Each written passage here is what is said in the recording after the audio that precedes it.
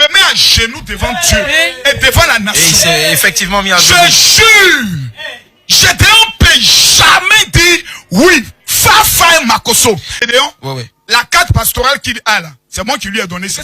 Qu'est-ce qu'il dit qu'il ne peut pas? Parce qu'il a déjà, hier, avant que j'étais sur une chaîne de radio dont je vais taire le nom, le samedi dernier, ils l'ont appelé devant moi.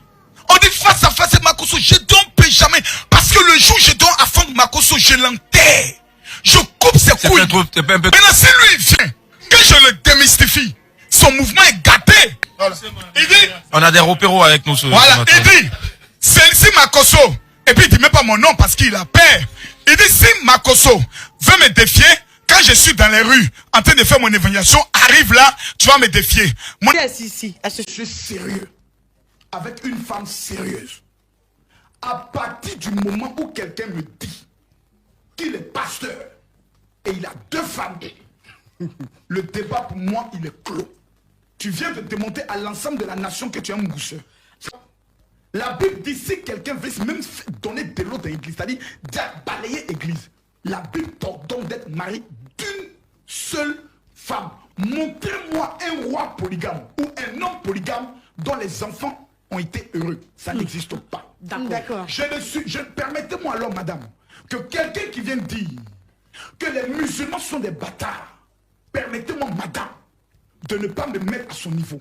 Quelqu'un qui vient dire, allez dans le coin de Bel-Air, permettez-moi, madame, de ne pas être à son niveau. Oui, mais tu ne réponds pas dans le fond sur la question. Je réponds, réciter des versets bibliques, madame, veut dire que j'ai appris. On reconnaît un homme de Dieu lorsque les signes l'accompagnent. Je crois que il y a un triste décor qui est constaté à chaque fois que je vois la prestation de ces oiseaux migrateurs mange-mie qui m'arrivent de ça et là dans les poches des pauvres âmes. Vous comprenez? Dans ce qui a été dit par la voix que j'ai entendue, est-ce que il y a été montré un verset explicite de façon claire où il est dit que le chrétien n'a pas droit à avoir 2 femmes? Pour ma part, quand le monsieur disait tout à l'heure, celui qui balaye la maison, celui qui doit balayer l'église, il doit être marié d'une seule femme. C'était un verset ou bien une déclaration, une citation montée de toutes parts. Je vous l'ai dit, si l'irresponsabilité de vos pères, je parle de ceux qui défendent ces idées-là, qui combattent la polygamie, l'inconscience, le manque de savoir-vivre a pris en otage les pères, les aïeux de ces gens-là et que leurs parents les ont accouchés de façon désordonnée, dans la misère, dans la galère, il ne faudrait pas qu'ils prennent leurs conditions de frustration, de banditisme, de délinquance causées par le manque de responsabilité de leur père pour dire que la polygamie est une mauvaise chose. Je ne crois pas. Il y a des familles où l'homme a plusieurs femmes, il y a beaucoup d'enfants et tous ces enfants-là ont réussi.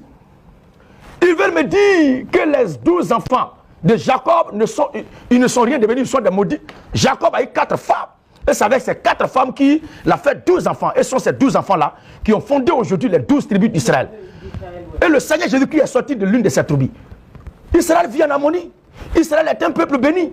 Israël est une nation qui est bénie par Dieu. Et est appelée d'ailleurs premier-né de Yahvé, Sabaoth.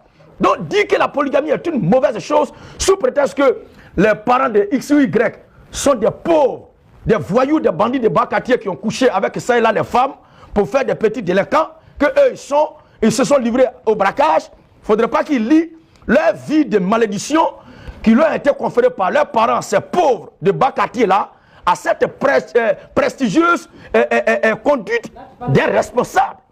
Alors quelqu'un qui a les moyens, quelqu'un qui est béni, quelqu'un qui a véritablement les moyens et qui veut prendre autant de femmes qu'il veut, je ne vois pas de problème.